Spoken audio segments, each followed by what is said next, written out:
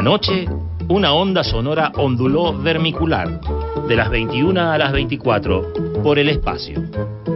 Como abriendo, con su sutil celaje de armonías, las más caprichosas, ricas y grávidas de nobles emociones, la ciudad entera.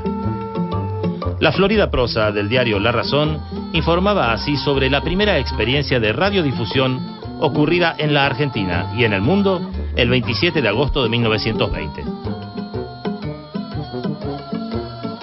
Los pioneros de la radio en nuestro país fueron 4 jóvenes que se dedicaban a la radiotelegrafía y al radioaficionismo. Uno era un médico que se había graduado en la Universidad de Buenos Aires, en la Facultad de Medicina, y se llamaba Enrique Telemaco Susini, que por esas cuestiones que tienen que ver con el azar o con un destino manifiesto, se había especializado en la otorrinolaringología. Era un especialista de la nariz, la garganta y el oído, que mucho tiene que ver con el hacer radio y con el pensar en radio. Luis Romero Carranza era el otro, amigo del anterior. Todos ellos eran amigos, Miguel Mujica y César Guerrico. Y hay un quinto personaje que participaba de las andanzas comunicacionales a distancia, pocas veces mencionado, que participó en la construcción de lo que iba a ser el equipo transmisor de la primera radio de nuestro país, que se llamaba Ignacio Gómez, que por el 27 de agosto de 1920 no estaba en nuestro país, cosa que no le facilitó, no le permitió estar en la noche inaugural del 27 de agosto de 1920. Y el apodo de los locos de la azotea es consecuencia de un ingenio de los vecinos que rodeaban el Teatro Coliseo, que vieron durante varias semanas trabajar a estos muchachos, instalando una antena, instalando una torre, tirando cables. Argentina. Señoras y señores, la Sociedad Radio Argentina les presenta hoy el Festival Sacro de Ricardo Wagner, Parsifal. Instalan en la azotea del viejo Teatro Coliseo de Buenos Aires un elemental transmisor de 5 vatios y un micrófono para que pudieran disfrutar de Parsifal quienes tenían receptor, que eran muy pocos. ¿Quiénes tenían receptor? Pues los propios radioaficionados, pues todos ellos formaban parte de una comunidad de radioaficionados.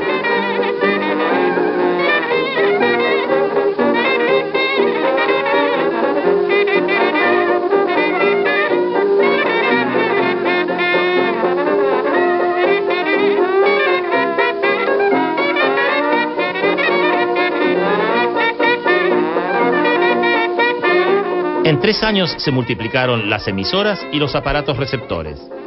Pero la popularidad de la radio llegó en 1924, cuando la invención del parlante le permitió propalar las transmisiones a toda la familia.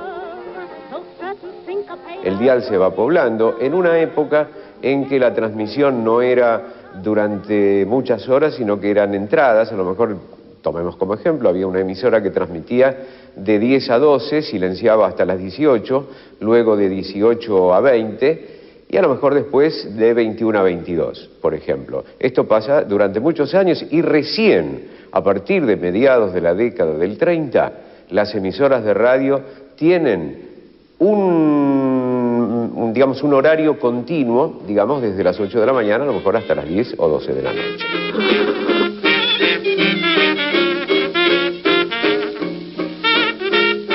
Lo que se puede pincelar para dejar un detalle de lo que es esa primera década, vamos a hablar de receptores de galena en principio y de receptores de válvulas. Ya a partir del año 23 empiezan a llegar al mercado. ¿Cuál es la diferencia?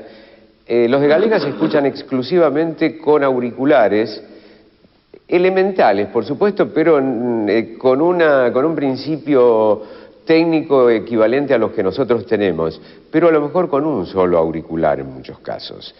Los primeros receptores de válvulas también, y después se incorpora el parlante. Ya a mediados de la década se incorpora el parlante, y eso ya transforma a la radio en un medio de comunicación social, porque la transmisión es escuchada por toda la familia, si no antes se tenía que escuchar un poco cada uno. El equipo, la radio de Galena tenía un auricular, entonces escuchaba un poco cada uno, se transfería dentro del grupo. Cuando nace el parlante, que en las primitivas radios era equivalente a la bocina que tienen los fonógrafos o gramófonos, ese parlante permitía que se disfrutara la radio.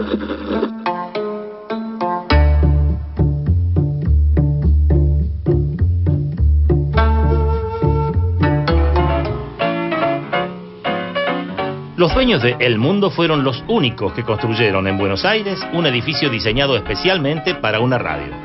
Y lo hicieron a lo grande, como una réplica de la BBC de Londres.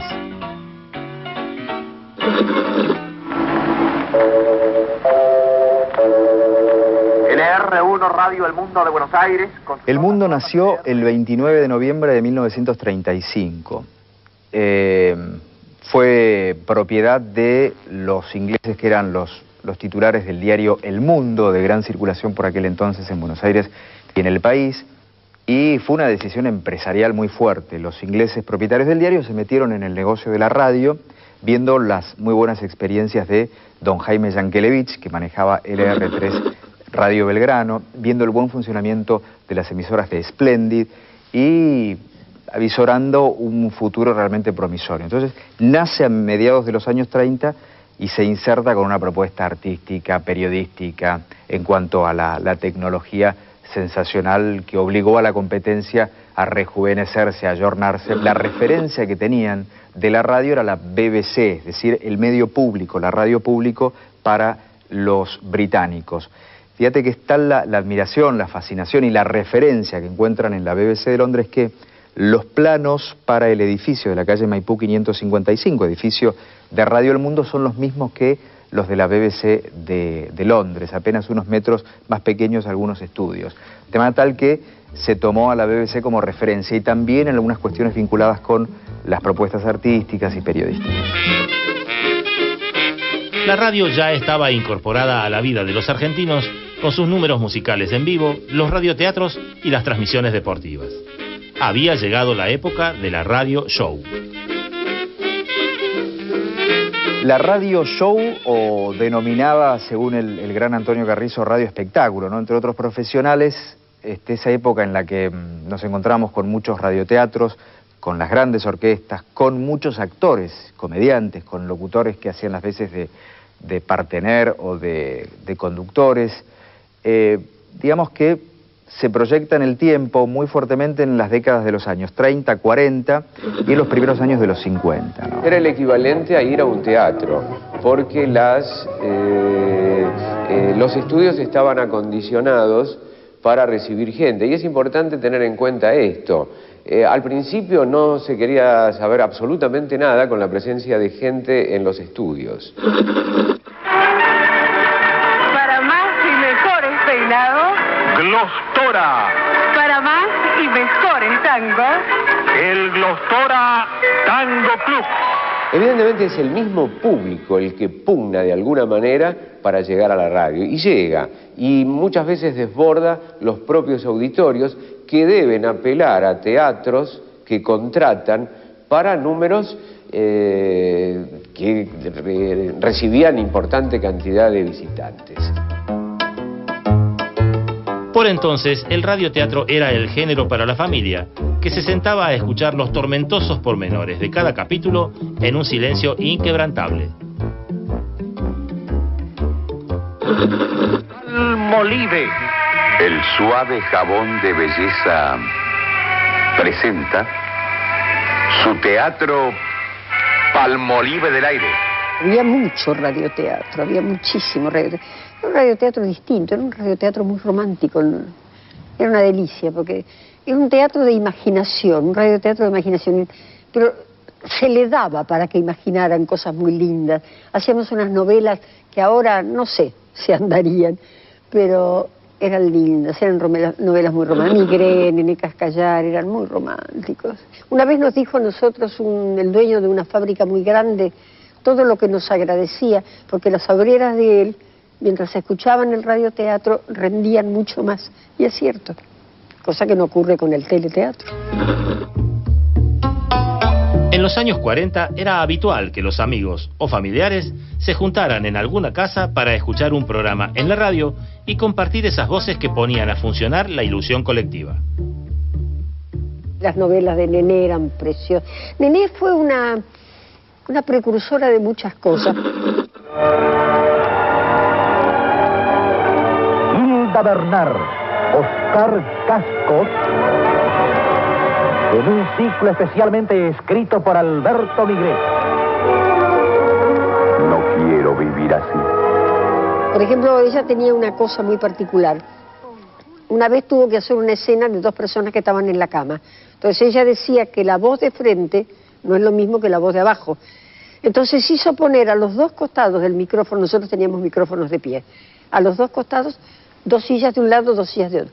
Casco se acostó, yo me acosté y hacíamos para arriba, porque ella quería que la voz saliera de abajo. Y otra vez me acuerdo, de eso también me acuerdo perfecto, Radio Esplende tenía atrás un gran jardín y ella nos hacía transmitir desde el balcón, porque decía que el ruido de la noche era muy importante. Y nos hacía transmitir al aire libre. Salíamos al balcón y ahí ponían el micrófono y porque el silencio de la noche, o el ruido de la noche, como decía ella, era importante. Espléndidas mañanas venga usted, el radio Espléndid, el radio Espléndid, el nuevo tren de Espléndid. Catalán, la dinastía de los Catalán, que ellos hacían ruidos e inventaban ruidos. Era maravilloso. Había que verlos. Por ejemplo, lo que hacían con el viento, lo que hacían las pisadas de caballos, que era una caja con piedritas y con cascos de caballo ellos hacían pisadas de caballos. Era maravilloso. Ellos tenían un montón de aparatos, tenían una puertita así chiquitita, con esa puertita hacían hasta un castillo, el ruido de una puerta de castillo, la sabían manejar maravillosamente, pero todos eran cosas chiquitas, tenían toda clase de ruidos, todo lo que sea el ruido los hacían ellos, no estaban como ahora grabados, no, eran en vivo, los ruidos iban con nosotros al lado. Era maravilloso, la dinastía de los Catalán. Y la magia era la misma de todos, porque los efectos especiales de estudio, por ejemplo, el problema del caballo, una caja rectangular con las gramillas, un coco partido y ahí hacía los efectos. Y si no, otra caja con arena, cuando era de acuerdo a lo que marcaba el autor en el libreto, había que hacerlo. La verdad que se hizo muchas creaciones, fuimos casi creativos en circunstancias, porque cuando se hacía la novela había pasos que hacer. Nosotros teníamos a Juan Carlos Roca, que era montajista y sonidista de sala, tipo extraordinario. Y él usaba zapatos de suela de goma, no le gustaba de suela. Cuando llegaba a la radio se los tenía que sacar, tenía que hacer los pasos. Y ahí estaba la situación, que fue creatividad, el paso, si era de mujer o de hombre. Vos te extrañarás, pero el paso de mujer es más cortito que el del hombre. Si bien el periodismo tardó en encontrar su espacio, las emisoras cubrieron a su manera los grandes acontecimientos. Este es un reportaje exclusivo realizado para el servicio noticioso de Radio El Mundo de Buenos Aires, directamente en las montañas de Oriente, República de Cuba. Los locutores y periodistas que tuvieron la oportunidad de trabajar en las redacciones de la radio recuerdan que la Segunda Guerra Mundial fue el acontecimiento periodístico que los puso a prueba. Fue un hecho que la ayornó en cuanto a la tecnología, los recursos eran muy pocos, ¿no? Y los locutores, los periodistas, los operadores se exigieron al máximo como para transmitirla simultáneamente. Y muchos hispanohablantes se iban enterando de los acontecimientos de la guerra en distintas partes del mundo a través de la onda corta de Radio El Mundo de Buenos Aires. La radio, y durante muchos años, fue casi toda en vivo. En un momento dado, Yankelevich se enorgullecía mostrando que no había ninguna grabación. ¿Qué ocurre con el disco? Absolutamente rechazado pero absolutamente rechazado en los primeros tiempos de la radio. En ese sentido, yo siempre advierto que la radio tuvo por lo menos dos grandes épocas. Una, a la que yo llamo la época de la radio espectáculo, que era una radio realmente para ver, al punto tal que la gente se empilchaba para ir a las emisoras y ir a ver a sus artistas favoritos. Las emisoras en general tenían auditorios, buenos auditorios, empezando por el de radio, lo que es hoy Radio Nacional, ¿no? Que en ese Radio El Mundo. Era Radio El Mundo. Esa etapa de radio espectáculo, de radio en vivo, yo la sitúo entre 1935, que es la fecha de fundación de Radio El Mundo, y 1960 y tantos, que es cuando la televisión, la llegada de la televisión privada pone en crisis a la radio. La televisión nace en 1951. La primera mitad de la década del 50 yo diría que no le afecta nada a la radio. Los televisores, los aparatos televisores de televisión son muy caros. Hay muy pocos, los compra únicamente aquel que tiene una situación como para poder erogar una cantidad muy importante de dinero, entonces no se difunde. Hay un solo canal de televisión y tiene una trascendencia pequeña. Tenemos que tener en cuenta que ese canal de televisión, que es el Canal 7, que se fundó en 1951, a partir de la década del 60, recibe dos competidoras, que son el Canal 9 y el Canal 13, y al año siguiente el Canal 11. O sea que tenemos 4 canales con mucha fuerza y que evidentemente llevan a la audiencia a abandonar la radio y quedarse con la televisión. La televisión irrumpió con fuerza en los años 60 y las grandes estrellas de la radio pasaron a formar parte del nuevo suceso tecnológico. La mayor parte de los envases, formatos, personajes y artistas hacen la transición de la radio a la televisión. Y la radio entra verdaderamente en crisis, no sabe dónde ponerse. Y ahí empieza otra etapa, marcada por varios señores, en especial por Cacho Fontana. Cacho Fontana acierta, digamos, con un formato que es, digamos, hoy trasladado en el tiempo, es el formato del magazine, el formato donde en 2, 3, 4 horas cabe todo, hay un poquito de todo, y comienza a ser fuerte en el horario de la mañana, en ese horario en que todavía la televisión no podía retar, no podía desafiar, ¿no? La radio era fuertísima en el horario en que la televisión comienza a ser líder, en el horario nocturno. ¿Ah, sí? Pero todo se lo saca la tele se lo saca a la radio, se lo chupa. Y la radio tiene que reformular, reorganizar su plantilla de programación y lo va a hacer en base a la fórmula música, deporte e información. Por eso a partir de los años 60 la radio va a tener como protagonista a la música y a los ciclos musicales en horarios nocturnos, con el disco como principal protagonista.